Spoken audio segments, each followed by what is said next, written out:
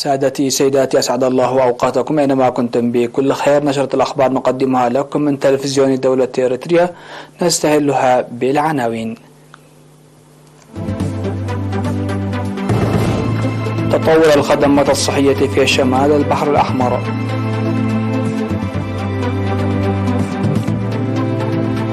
جهود للدفع بأنشطة صيد الأسماك في إقليم جنوب البحر الأحمر. تنمية ناجحة لبذور البطاطس في الإقليم الأوسط.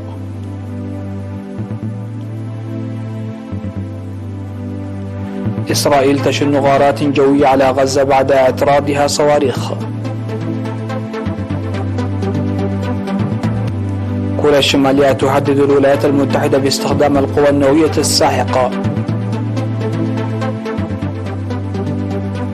ووكالة الطاقة الذرية تقول إن إيران أدخلت تغيرات على أجهزة طرد مركزي. أهلا بكم إلى تفاصيل النشرة. أفاد مكتب وزارة الصحة في إقليم شمال البحر الأحمر خلال التقييم الذي أجراه يومي 31 من يناير المنصرم والأول من فبراير الحالي بأن غرف انتظار الحوامل المشيدة بتعاون الشعب والحكومة تسهم في خفض وفيات الأمهات والأطفال. وأشار التقييم إلى ازدياد الولادة في المؤسسات الصحية من 56% إلى 65% بفضل بناء 5 غرف انتظار إضافية للحوامل في 12 غرفة. وأوضح مسؤول المكتب الدكتور هينوك تركيب معدات طبية حديثة بحوالي 8,400,000 نغفة والقيام بفحوصات مخبرية لأكثر من 3,000 مواطن لمكافحة العمى وإجراء العمليات الجراحية لحوالي 700 مواطن وتنفيذ مهام مرضية لمكافحة السل والأيدز. وقدم مسؤول المؤسسات الصحية تقارير في الاجتماع عن الأنشطة المنفذة والقصور والتحديات. وأشادت وزير الصحة أمينة نور حسين في الكلمة التي ألقتها بالخدمات الصحية المقدمة بتضافر جهود جميع المؤسسات، مشيرة بأن المرحلة هي مرحلة أهداف التنمية المستدامة ويجب الدفع بالبرامج الصحية للوصول إلى المبتغى. من جانبها أوضحت حاكم إقليم شمال البحر الأحمر السيدة أسمرت أبرهة وضعا في الاعتبار لتحدي تضاريس ومناخ الإقليم فأن الاستثمار في المجال الصحي ونتائجه يعتبر مميزا.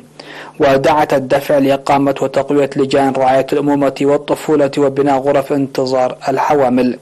توجد في إقليم شمال البحر الأحمر 58 مؤسسة صحية.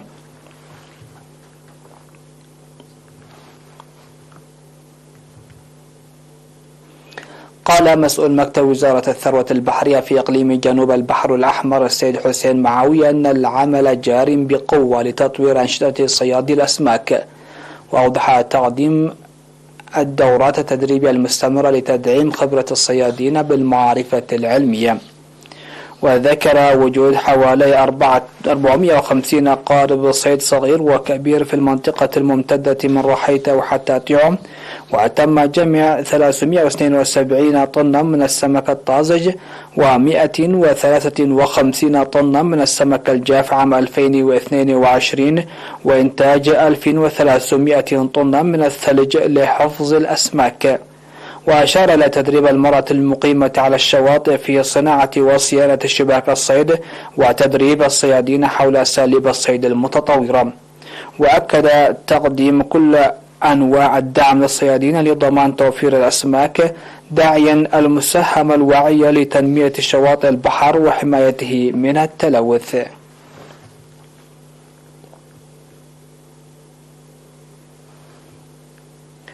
أفاد قسم الزراعة والأراضي في الإقليم الأوسط عن تحقيق نتائج مرضية لتنمية الخضر والفاكهة عامة وتنمية بذور البطاطس خاصة عام 2022. وأوضح خبير تنمية النباتات في القسم السيد ولد برهان آرون خلال حصاد البطاطس في لاجين أوضح حصاد 203 كنتال من البطاطس في الإقليم، ويعتبر ذلك كمية أقل من المتوقع نتيجة شح أمطار الربيع ومياه الآبار. وقال إن وزارة الزراعة تقوم بشراء منتجات البطاطس من المزارعين الذين يقومون بتنمية البذور بزيادة 25% عن سعر السوق بهدف تشجيعهم. وذكرت خبير تنمية النباتات في مديرية قلا نفح السيدة فقاد بخرسين نجاح تنمية بذور البطاطس في مزارع 16 مزارعا فقط من مجموع مزارع 27 مزارعا وزعت عليهم البذور. وأوضح المزارعون أن البذور المحسنة المقدمة لهم والتشجيع الممنوح يساعد لاستقرار السوق وتحسين حياتهم المعيشية. وقال مدير مديرية قلا نفح السيد محاري يوهانس إن جهد المزارعين والإرشاد المهني الذي يتلقونه ساهم لحصاد محصول جيد.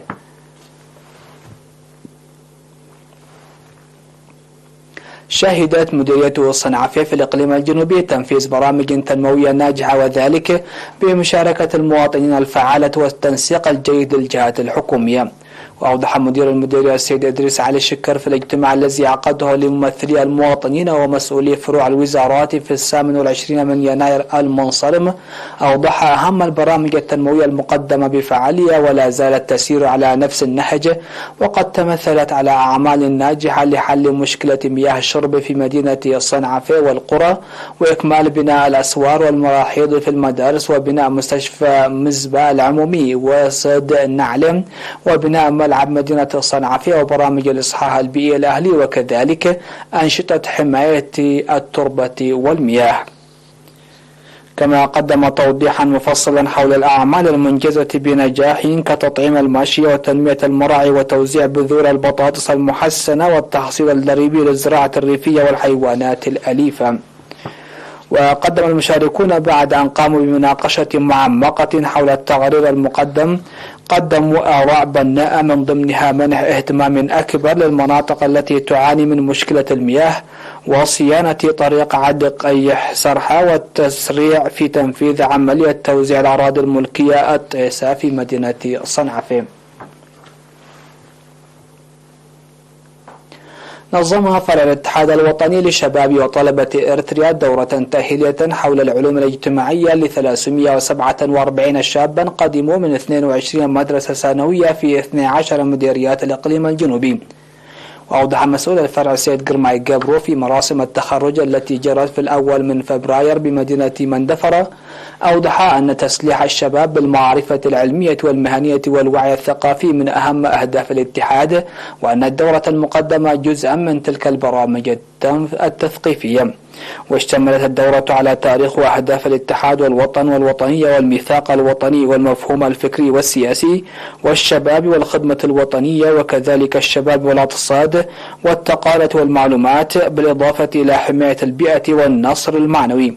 وأوضح في المناسبة بأنه يتوقع من الدارسين نقل المعرفة المكتسبة إلى الآخرين مدركين أهميتها الكبيرة.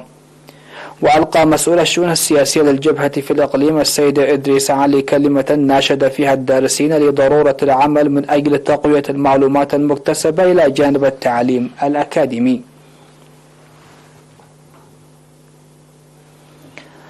مشاهدينا فاصل قصير ومن ثم نعود لنوافيكم بالأنباء على الصعيد العالمي.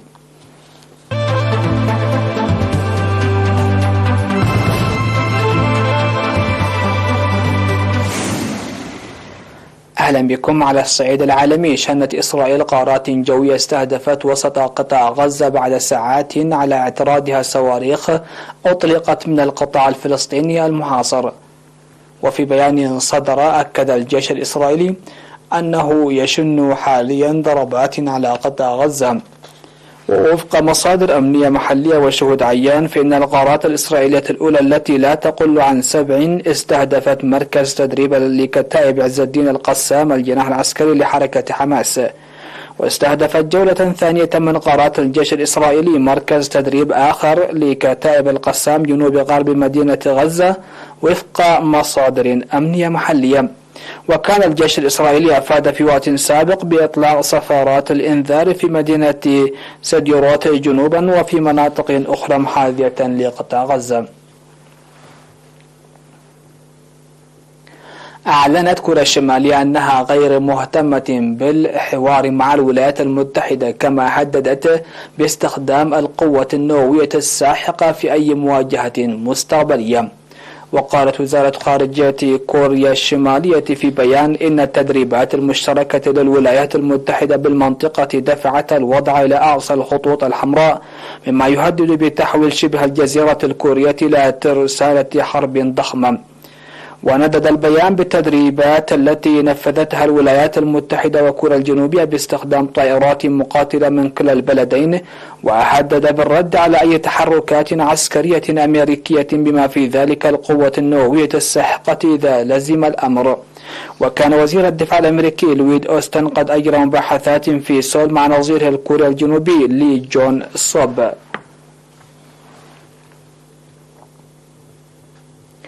قالت الوكالة الدولية للطاقة الذرية التابعة للأمم المتحدة إن إيران أدخلت تعديلا جوهريا على الربط بين مجموعتين من أجهزة الطرد المركزي لتخصيب اليورانيوم بنسبة تصل إلى 60% في محطة فوردو دون إعلامها بذلك.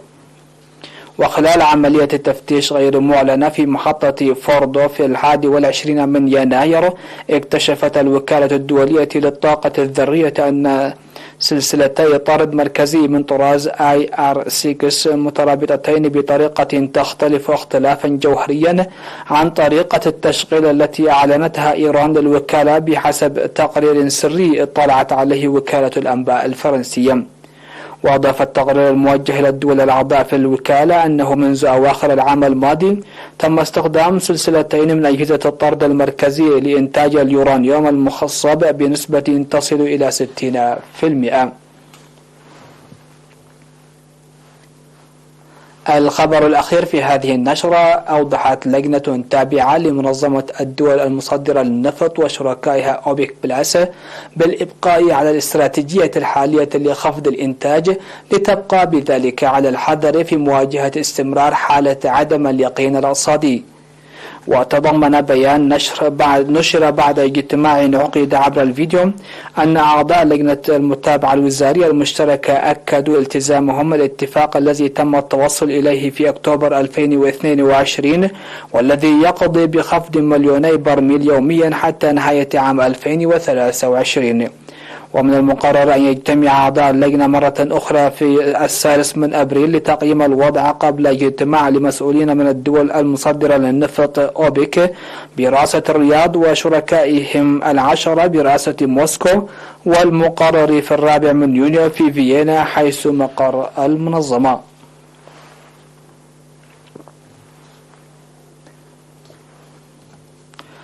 نهاية النشر نذكر بأبرز العناوين. تطور الخدمات الصحية في شمال البحر الأحمر.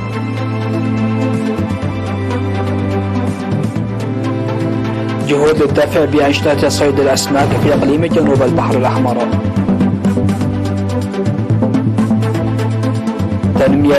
تنمية ناجحة لبذور البطاطس في الإقليم الأوسط.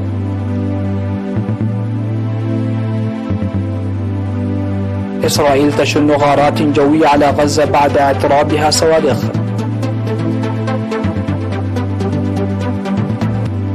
كوريا الشمالية تهدد الولايات المتحدة باستخدام القوى النووية الساحقة. وكالة الطاقة الذرية تقول أن إيران أدخلت تغييرات على أجهزة طرد مركزي. مشاهدينا، هكذا نكون قد وصلنا وإياكم إلى نهاية نشرة هذا المساء. دمتم في أمان الله.